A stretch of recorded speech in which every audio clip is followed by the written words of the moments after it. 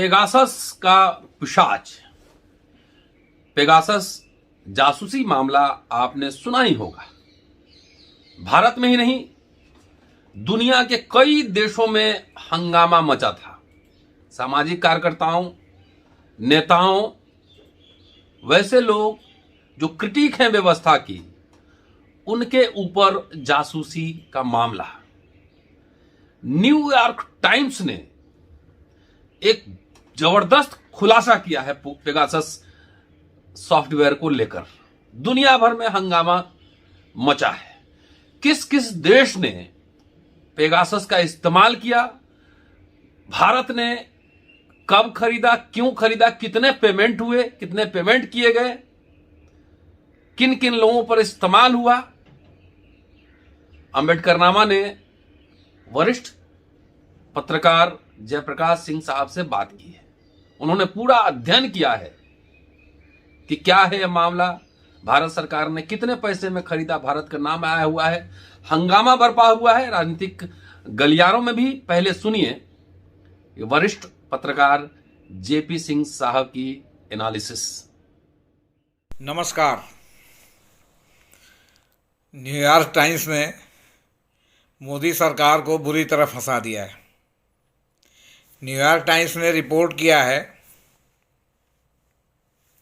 कि Pegasus software Bharat ने Israel से $2 बिलियन के रक्षा समझौते के तहत खरीदा था।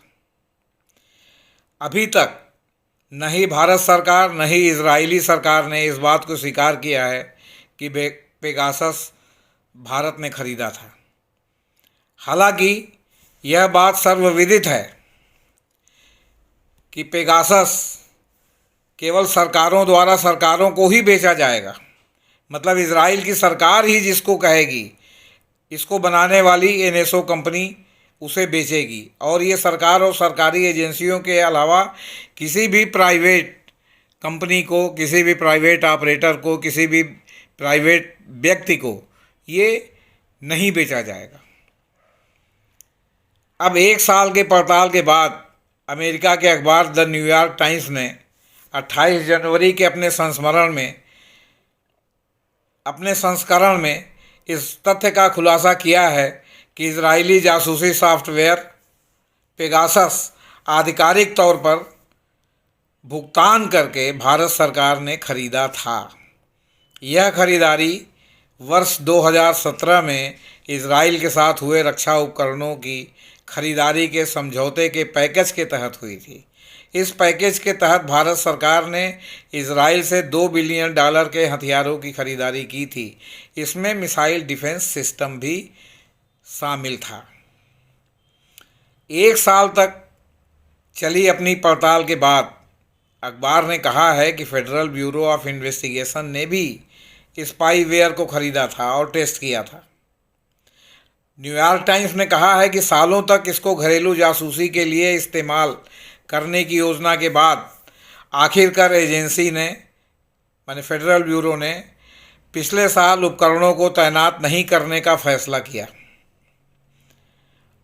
रिपोर्ट में इस बात को भी विस्तार से बताया गया है कि कैसे स्पाईवेयर को वैश्विक स्तर पर इस्तेमाल किया गया। मैक्सिको ने पत्रकारों और विरोधियों के खिलाफ तथा सऊदी अरब ने महिला अधिकार कार्यकर्ताओं और स्तंभकार जमाल खाशोगी, सऊदी ऑपरेटिव ने जिनकी हत्या कर दी थी, के सहयोगियों के खिलाफ भी इसका इस्तेमाल किया था। रिपोर्ट यह भी कहती है कि इजरायली रक्षा मंत्रालय से लाइसेंस प्राप्त एक नई डील के तहत पेगासस को पोलैंड, हंगरी और भारत तथा अन्य देशों को बेचा गया था। प्रधानमंत्री नरेंद्र मोदी ने जुलाई 2017 में इजराइल का दौरा किया था। किसी एक भारतीय प्रधानमंत्री द्वारा इजराइल का यह पहला दौरा था। न्यूयॉर्क टाइम्स ने रिपोर्ट में कहा है कि यह दौरा इसके बावजूद हुआ कि भारत फिलिस्तीन के प्रति मोदी सरकार के आने के पहले तक प्रतिबद्ध रहा और इजराइल से उसके रिश्ते बेहद रूखे थे। भारत और फिलिस्तीनी नेता यासिर अराफात के बीच बहुत ही मधुर संबंध रहे हैं। न्यूयॉर्क टाइम्स की रिपोर्ट में कहा गया है कि हालांकि मोदी का दौरा उल्लेखनीय तौर पर सद्भावपूर्ण एवं उनके और प्रधानमंत्री नेतन्याहू द्वारा सावधानीपूर्वक पहले से तैयार किए गए स्थानीय समुद्र के किनारे नंगे पैर चहलकदमी करने के रूप में पूरी दुनिया ने देखा था, उनके पास गर्माहट महसूस करने के पर्याप्त कारण थे। दोनों $2 बिलियन के सोफिस्टिकेटेड हथियारों और खुफिया उपकरणों के खरीद के पैकेज पर सहमत थे, जिसमें एक पेगासस और एक मिसाइल डिफेंस सिस्टम मुख्य तौर पर शामिल था।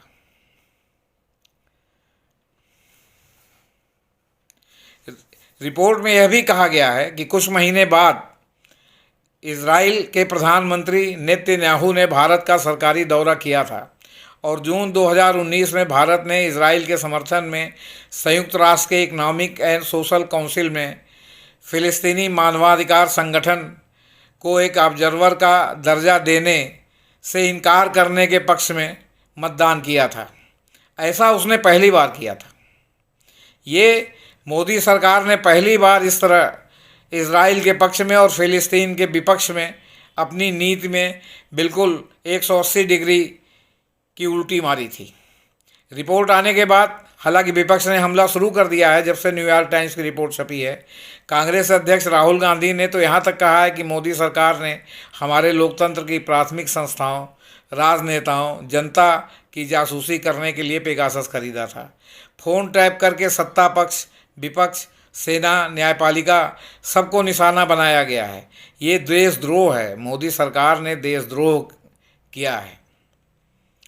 यहाँ तक कि रंजन गोगोई तत्कालीन चीफ जस्टिस के विरुद्ध जिस महिला ने उत्पीड़न का आरोप लगाया था, उसके और उसके सारे रिश्तेदारों के फ़ोन भी पेगासस से टैप किए गए थे। इससे इसकी गंभीरता का अंदाज़ा आपको हो सकता है। भारत इजराइल के संबंधों की प्रगाढ़ता और फिलिस्तीनियों के प्रति भारत के बदलते रुख के पीछे एक बहुत बड़ा कारण पेगासस स्पाईवेयर इजराइल से हासिल करना था, जिसका इस्तेमाल नरेंद्र मोदी सरकार ने अपने राजनीतिक विरोधियों, पत्रकारों, चुनाव आयुक्त और अन्य लोगों के खिलाफ किया, जिसमें राहुल गांधी, चुनाव आयुक्त अशोक लवासा, प्रशांत किशोर, वर्तमान सूचना एवं तकनीकी मंत्री अश्विनी वैष्णव भी शामिल थे। इसमें 40 से अधिक पत्रकार भी शामिल थे। इसमें वायर के पत्रकार भी शामिल थे। इन पत्रकारों में द इंडियन एक्सप्रेस के 2 वर्तमान और 1 भूतपूर्व संपादक भी शामिल थे। जब जासूसी सॉफ्टवेयर पेगासस का मामला आया था, उसी समय यह बात करीब स्पष्ट थी कि यह सॉफ्टवेयर भारत सरकार ने खरीदा है, क्योंकि इजराइल की सरकार ने आधिकारिक तौर पर यह स्पष्ट कर दिया था कि यह सॉफ्टवेयर बिना इजराइल की सरकार की अनुमति के बेचा नहीं जा सकता। भले ही यह सॉफ्टवेयर एनएसओ नामक इजराइल की प्राइवेट कंपनी ने तैयार किया था, लेकिन उसका इजराइल की सरकार से यह स्पष्ट समझौता है कि बिना इजराइल की सरकार की अनुमति के यह सॉफ्टवेयर वह कंपनी किसी को बेच नहीं सकती। इसमें दूसरा प्रावधान यह भी है कि यह सॉफ्टवेयर सरकारों और सरकारी एजेंसियों को ही भेजा जा सकता है, किसी प्राइवेट कंपनी को नहीं। जब पेगासस का मुद्दा सामने आया था तो उस समय इंडियन एक्सप्रेस से बातचीत में इजराइल के राजदूत नोर गिलान ने स्पष्ट शब्दों में कहा था कि प्राइवेट कंपनी एनएसओ द्वारा इस सॉफ्टवेयर का निर्यात किया जाता है, लेकिन यह कार्य इजराइल सरकार की देखरेख में होता है। और यह भी कहा था कि इस कंपनी सॉफ्टवेयर का निर्यात करने के लिए इजराइल की सरकार से लाइसेंस लेना होता है।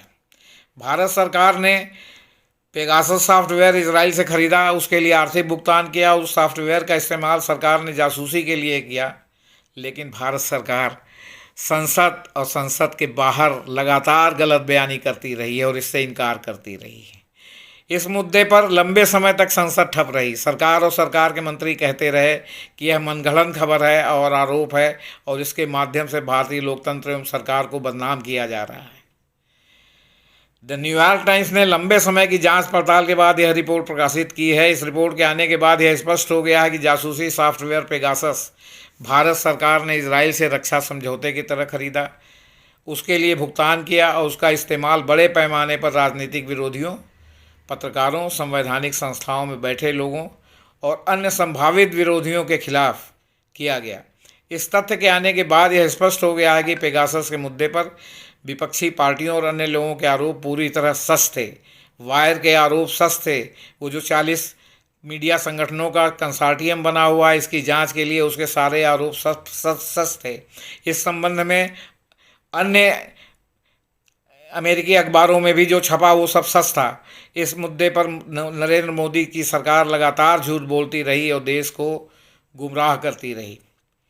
सुप्रीम कोर्ट में दर्जनों याचिकाएं दाखिल हुईं। भारत सरकार ने 27 अक्टूबर 2021 को पेगासस मामले की जांच के लिए सेवानिवृत्त न्यायाधीश आर.वी. रविंद्रन के लीडरशिप में 3 सदस्यीय जांच समिति नियुक्त की है। इस जांच समिति की अंतिम रिपोर्ट आना अभी बाकी है। इसमें तमाम तकनीकी लोग भी इस समिति की सहायता के लिए शामिल किए गए हैं।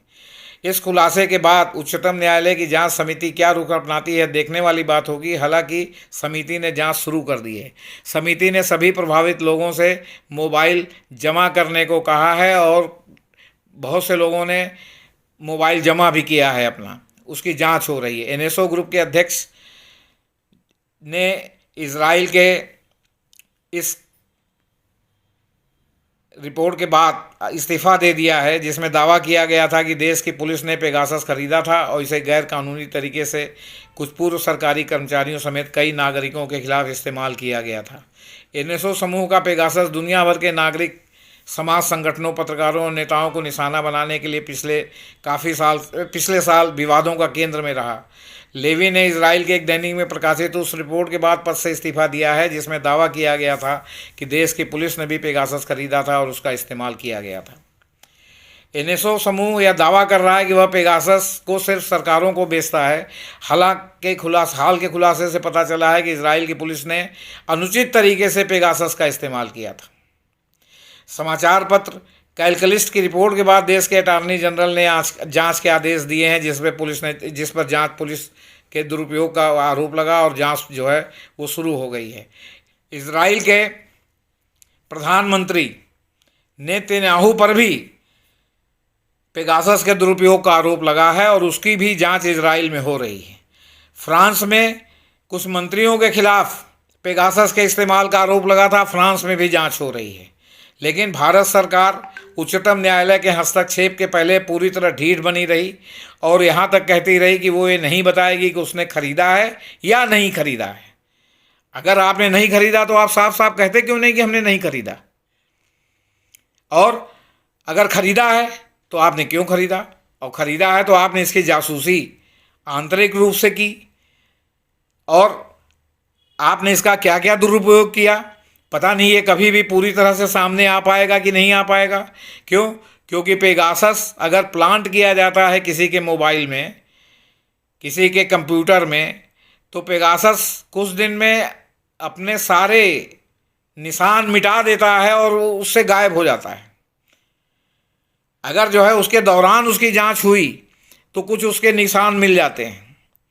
अब भीमा कोरेगांव मामले में तमाम मानवाधिकारकर्ता बॉम्बे के तलोजा जेल में बंद हैं। उसमें एक विल्सन साहब हैं, उनके कंप्यूटर की जांच से पता चला है कि कंप्यूटर को हैक करके कंप्यूटर में जिन आपत्तिजनक दस्तावेजों को डाला गया वो कभी जो है वो उन्होंने विल्सन साहब ने उसको खोल के पढ़ा तक नहीं था और उसके आधार पर जो है उनके खिलाफ मुकदमा कायम कर लिया गया। देशद्रोह का मुकदमा कायम कर लिया गया, यूएपीए का मुकदमा कायम कर लिया गया। तो अब इस तरह कोई भी सरकार अगर अपने नागरिकों का, अपने सामाजिक कार्यकर्ताओं का, तो लोकतंत्र का क्या मतलब है। नमस्कार, शुक्रिया। Keep watching and sharing Ambedkarnama. Ambedkarnama एक ऑथेंटिक चैनल है। यहाँ मन की बात नहीं, काम की बात होती है।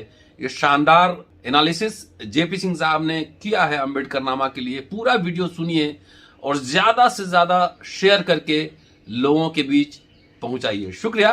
फिर मिलता हूं अगले एपिसोड में। Keep watching and sharing Ambedkarnama. फिर आपसे मिलता हूं।